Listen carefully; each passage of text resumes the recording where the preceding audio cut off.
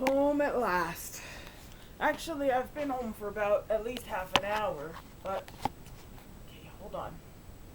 Make sure that Bobby Orr is holding this camera securely while I tell you what's happening.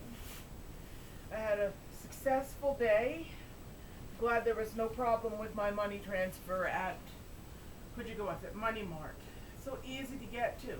So if anyone wants to buy anything from me, they can use Western Union money transfer, and all I have to do is go to Money Mart. It's just up on King near our drugstore, near the Rexall Pharma Plus. And I'm really glad that that's over and done with. And now when I finish weighing Louie's horses, I can mail them to him.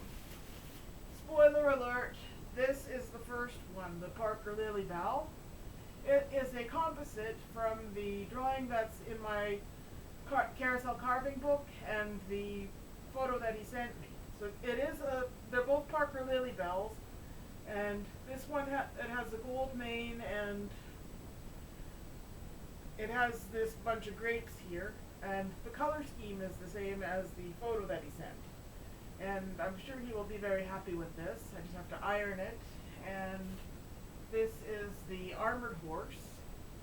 The only problem with working with carbon paper is there's a little smudge here. I hope I'll be able to erase that. But people can buy these horses from me just as is as a quilt square, and collect them to make your own quilt, or you can mount them in a frame or whatever. And before I got started on this project, I started making some doll dresses. I decided I'm going to make the dresses before I make the dolls, so they have something to wear when they're finished, and so that if there's enough scraps left over, I can make the shoes of the doll match the dresses. And what else have I got here? These are some dresses that aren't finished yet. You gotta love this funky retro batik fabric. Got lace around the edge, and another one of my projects that I'm going to do in the not too distant future is I have this Day of the Dead iron-on transfer book. It's got all these cool pictures in here, and they're iron-ons. Some of them are smaller, and I came across this stack of all these smaller squares of fabric. I forget where I got them. Either I cut them out for that multiplication quilt that I never finished, or they were with the stuff that was given to me by Barb. But I'm going to use those for some of the smaller pictures in this book to make a smaller quilt, maybe a dozen squares this size. And